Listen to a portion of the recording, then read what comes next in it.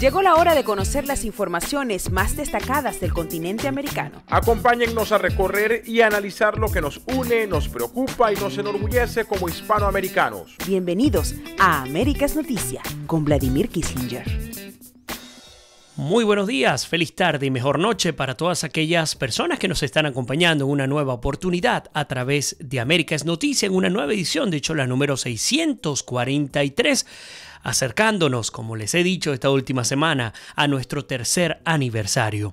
Yo soy Vladimir Kissinger y en nombre de todo mi equipo, el equipo técnico, directivo, logístico y periodístico de todos nuestros medios de comunicación, les quiero dar la más cordial bienvenida y desde ya les invito a compartir el programa y también dejarnos sus comentarios a través de nuestras redes sociales, en especial de nuestro canal de YouTube, ubicándome con mi nombre Vladimir Kissinger y también a través del Facebook Live.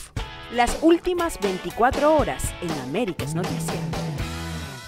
Por supuesto, en el continente no se detienen las informaciones y es que pues tenemos un programa muy variado para arrancar esta semana, comenzando con los Estados Unidos. Y es que este país ha publicado norma para pedir datos de redes sociales a viajeros con visado. Algo que se esperaba. Hemos tenido la oportunidad de hacerle seguimiento a las decisiones, propuestas y acciones concretas por parte de la administración del presidente número 45 de los Estados Unidos, Donald Trump, y específicamente o especialmente el Departamento de Seguridad Nacional.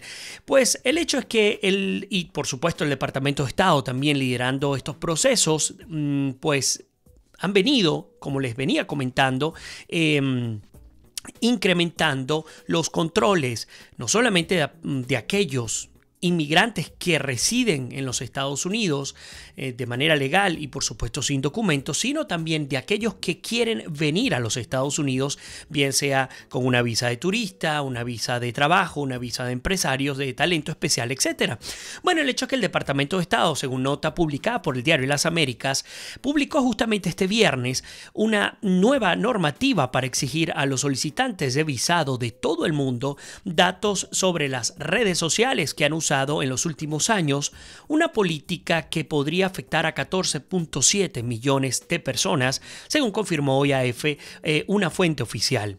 Esa fuente, de hecho, pidió el anonimato y explicó que el Departamento de Estado publicó la nueva normativa este viernes y entrará en vigor en 60 días. Hay que estar muy atentos una vez que haya superado el proceso de revisión, pues en el que ciudadanos y organizaciones pueden expresar su opinión sobre la medida. Una vez que entre en vigor la norma, aquellos que planeen solicitar un visado para viajar a los Estados Unidos deberían llenar un cuestionario que les pide sus nombres de usuario en redes sociales en los últimos 5 años y datos personales relativos a los últimos 15 años. La medida responde a una orden emitida el 6 de marzo del 2017 por el presidente Donald Trump, en la que exigía que se endureciera el escrutinio de los solicitantes de visado en el extranjero con el fin de bloquear la entrada a posibles terroristas y otras personas que pudieran amenazar la seguridad nacional. Insisto, una nota publicada por el diario Las Américas retratando esta nueva medida para pedir datos en redes sociales a viajeros con visa. Ahora les pregunto, ¿qué opinan ustedes en torno a esta medida? Uno de los elementos que el núcleo, el seno de la ciudadanía, de la sociedad estadounidense, en términos de petición a la Casa Blanca, ha sido justamente endurecer, en todo caso, los controles para aquellas personas que quieren entrar a los Estados Unidos. Y la razón fundamental, que es la que esgrime el propio Departamento de Estado, pues justamente tiene que ver con el tema del terrorismo. ¿Cómo se puede prevenir que aquellas personas que ingresen al país pues tengan inclinación o algún tipo de tendencia o pudieran ser sospechosos de cometer a futuro actos terroristas? Bueno, una de las maneras justamente es revisar su background, su historial, incluso en términos de redes en los últimos 15 años, algo que por supuesto Estados Unidos está en la condición tecnológica para poderlo hacer sin siquiera pedir los usuarios, etcétera. Sin embargo, pues también esto es una manera de disuadir a todos aquellos que intenten entrar a los Estados Unidos para cometer algún tipo de de actos terroristas. Ahora bien, Otro elemento interesantísimo, importante y delicado tiene que ver con aquellas personas que han visto en Estados Unidos un lugar donde residir, donde permanecer y pues por supuesto que van con la intención a los consulados a obtener sus visas, sobre todo de turistas y para luego llegar a suelo estadounidense y pedir algún tipo de beneficio adicional, una protección temporal, un asilo, una visa de estudiante, una visa de una certificación laboral, entre otras cosas. ¿Qué ocurriría eventualmente ante una idea que haya tenido usted hace 5, 6, 10 años atrás en torno a esta posibilidad, que incluso pudiese estar ya descartada, pero queda registrada en sus redes? ¿Qué ocurre de cara a procesos de asignación de visas? Son las preguntas que se hacen y sobre todo preguntas que tienen que ver también con el derecho a la intimidad de los individuos. Insistimos, hay muchos elementos y muchas variables que habría que discutir. Por un lado, entender la posición del Estado norteamericano. Se entiende, por supuesto, la necesidad que hay de controlar todos aquellos individuos que pudieran significar una amenaza a la seguridad nacional. Por otro lado, también disminuir la inmigración sin documentos, incluso la inmigración ilegal, es otro elemento que, por supuesto, tiene pleno derecho y plena razón el gobierno de los Estados Unidos para controlar. Y por el otro lado está el de aquellas personas que quieran pisar suelo norteamericano, bien sea de vacaciones, de visita, etcétera, y que pudiesen verse afectadas por este tipo de aplicación por parte del Departamento de Estado. No queremos tomar partido en este momento en torno a esta nota. Seguramente tendremos oportunidad durante estos próximos 60 días de conocer las opiniones y los comentarios de todas aquellas personas y organizaciones en pro de los grupos sociales, etcétera. Ahora bien, me hace recordar, conversando con un gran amigo de una televisora, un medio de comunicación muy reconocido acá en los Estados Unidos, periodista de este medio, me comentaba que, por ejemplo, acá en la Florida Central se había propuesto modificar la ley de tránsito en la cual, los oficiales tuviesen la oportunidad de pedir el celular cuando detuviesen a un individuo que se había tomado un alto o que iba a exceso de velocidad o que incluso se sospechaba que estaba mientras conducía utilizando su teléfono celular.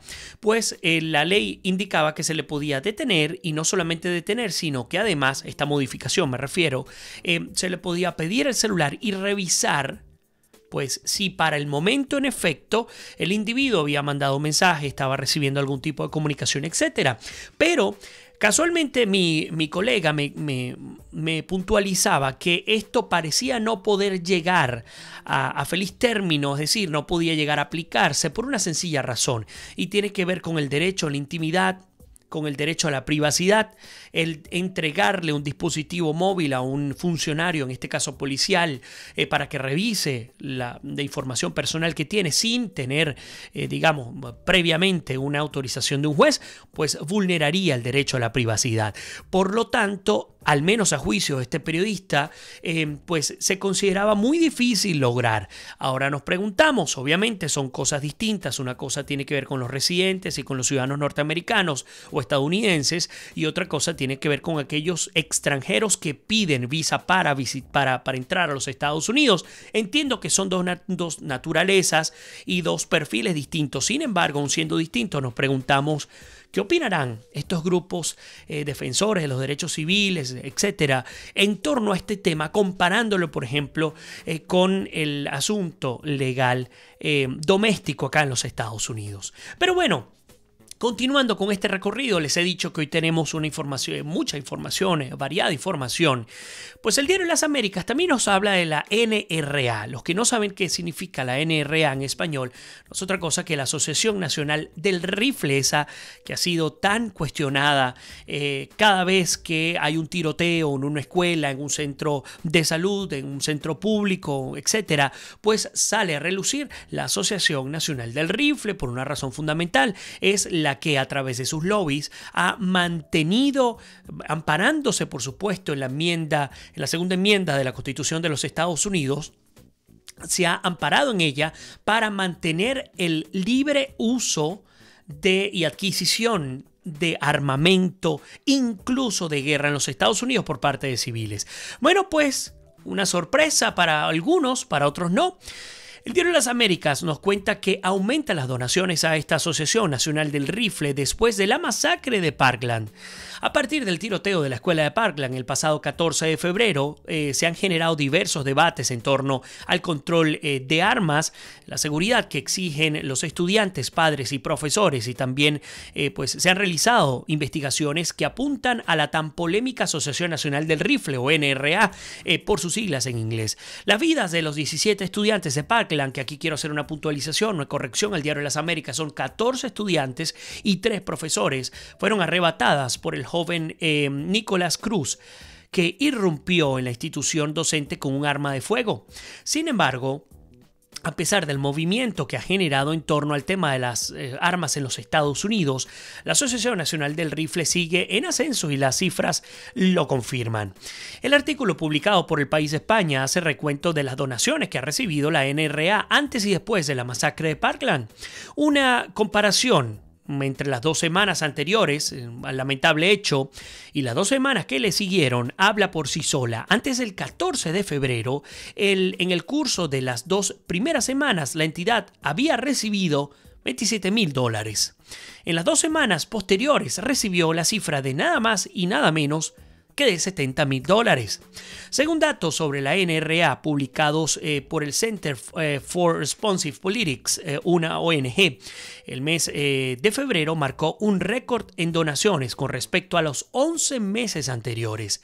En solo 28 días se recaudaron, y escúchelo bien, $779,000. Este monto se divide en 51 aportaciones antes de la masacre y 226 después del lamentable incidente.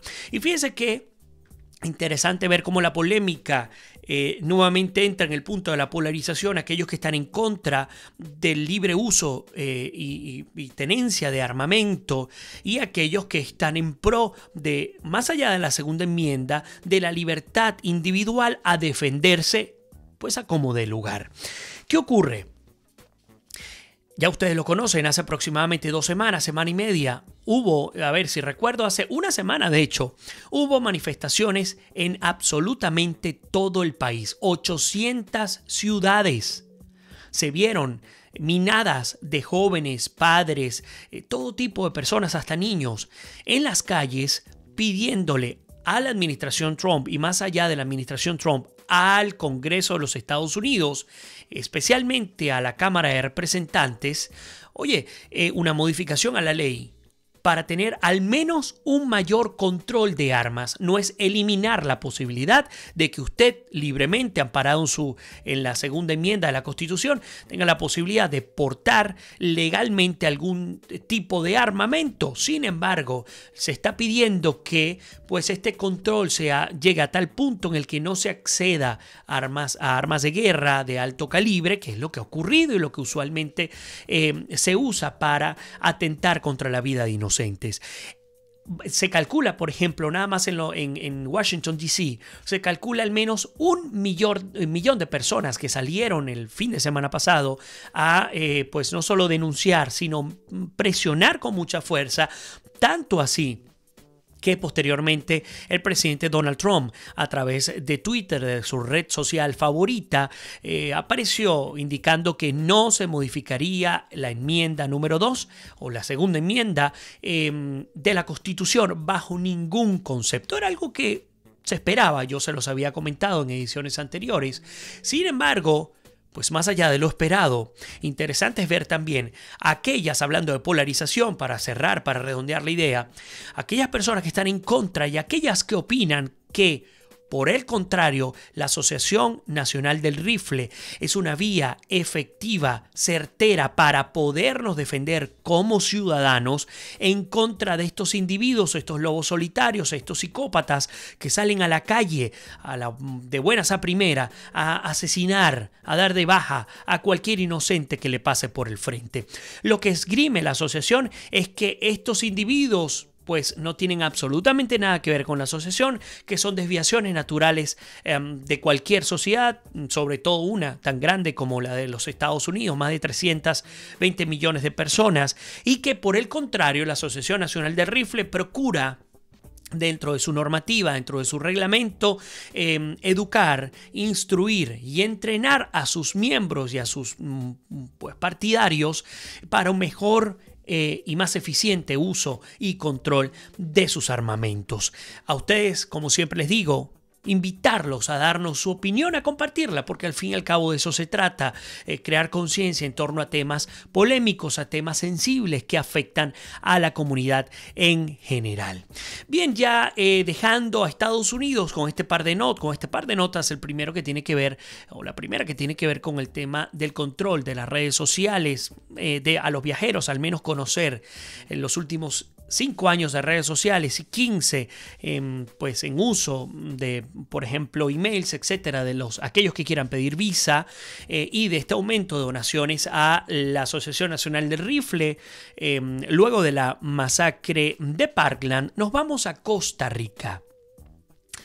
Costa Rica, sin duda alguna, está bajo el ojo del huracán, sobre todo este 1 de abril. Para aquellos que nos están escuchando en diferido, pues el programa está siendo grabado el 1 de abril, porque se mantiene en esta encrucijada electoral clave. Se lleva a cabo esta vuelta presidencial para determinar quién será el próximo mandatario, el primer mandatario de Costa Rica. El hecho es que ya esta segunda vuelta se lleva a cabo este domingo con una reñida disputa entre un candidato evangélico y un oficialista progresista en unas elecciones marcadas por el factor religioso. De hecho, esta es una nota que quisimos publicar íntegramente del portal de noticias alemán, la Deutsche Welle.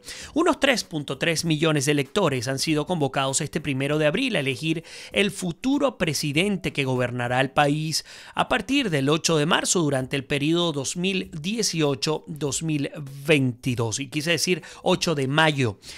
Según la última encuesta de la Universidad de Costa Rica, los dos candidatos, el conservador evangélico Fabricio Alvarado y el oficialista de discurso progresista Carlos Alvarado, sí, los dos con el mismo apellido, ojalá que no se confundan los electores con los apellidos, se encontraban en empate técnico al cerrar la campaña.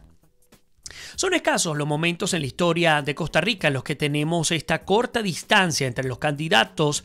La diferencia es solo del 1%. Me hace recordar aquella elección entre PPK, Pedro Pablo Kuczynski, hoy día depuesto, ha renunciado, mejor dicho, y Keiko Fujimori. Si mal no recuerdo, estuvo entre el 0.67 y el 1% en la segunda vuelta. Bueno, el hecho es que los Alvarados están a 1% de distancia, diferencia en intención de voto, pero un 15% indecisos decidirá el último momento, afirma Ilka Treminio, directora de Flaxo en Costa Rica. Fabricio Alvarado, periodista de 43 años, cantante y predicador evangélico, lideró sorpresivamente la primera vuelta electoral en febrero después de oponerse a una recomendación de la Corte Interamericana de los Derechos Humanos que instó al Estado costarricense a garantizar a las parejas del mismo sexo todos los derechos, incluyendo el del matrimonio.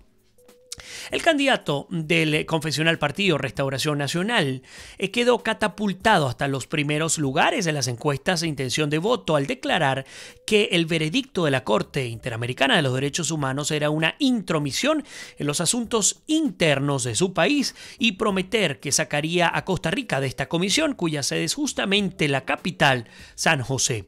Teniendo en cuenta que Costa Rica es un país sin ejército y que su única arma es el derecho internacional, sería desastroso, opina el politólogo Francisco Robles Rivera, un investigador de la Universidad Libre de Berlín.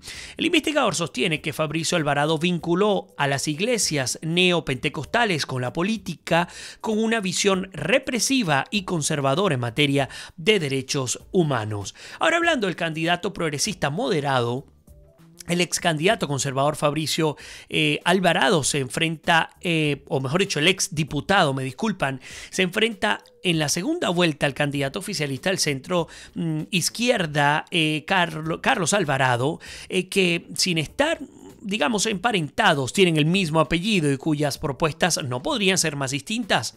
El periodista y exministro de 38 años, candidato oficialista al partido Acción Ciudadana, respalda el matrimonio homosexual y que aplique una ley vigente que permite la interrupción del embarazo en casos de riesgo para la madre.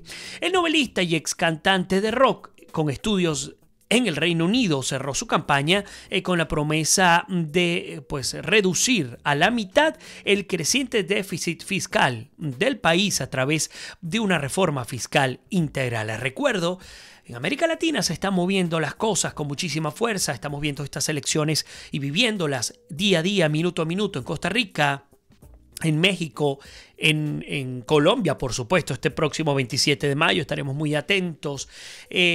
La fachada electoral en Venezuela, fachada electoral en Cuba, fachada electoral en Nicaragua, entre otros países de nuestro continente. Y la Deutsche Welle justamente nos dice, por ejemplo, que el factor religioso se ha mezclado con la preocupación ante la situación fiscal, el estancamiento del empleo y el deterioro de la seguridad que amenazan el bienestar del país, a la Suiza de Centroamérica, que atrae la migración de países vecinos. Las últimas dos elecciones en Costa Rica, las del 2014 y el 2018, han tenido cambios muy abruptos. Esto se debe a que los costarricenses no tienen una afiliación partidaria. Los grandes partidos tradicionales como el Partido Acción Nacional o el Partido Unidad Social Cristiana han perdido una importante cantidad de electores debido a casos de corrupción en los últimos años.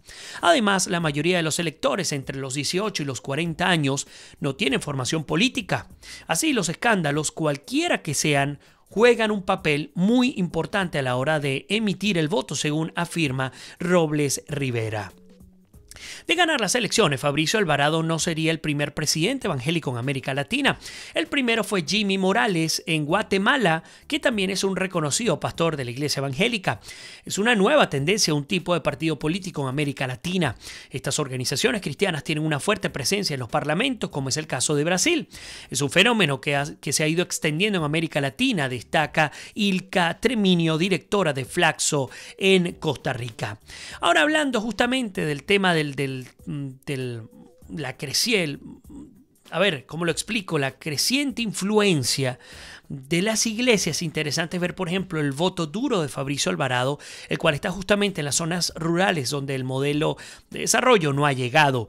¿Qué va a ocurrir? Entendiendo que 15% de indecisos en Costa Rica, todo pareciera indicar que los católicos, la Iglesia Católica va a ser determinante, porque buena parte de esos indecisos van a tomar partido este 1 de abril o por el candidato oficialista o por el candidato evangélico Fabricio Alvarado. Tendremos, por supuesto, oportunidad de hacer seguimiento y ampliar esta nota de cara a nuestra edición del día de mañana. Por lo pronto nos toca hacer nuestra primera pausa, así que les invito a quedarse con nosotros. No se vayan, que ya regresamos con muchísimo más de América Noticias en nuestra edición número 643.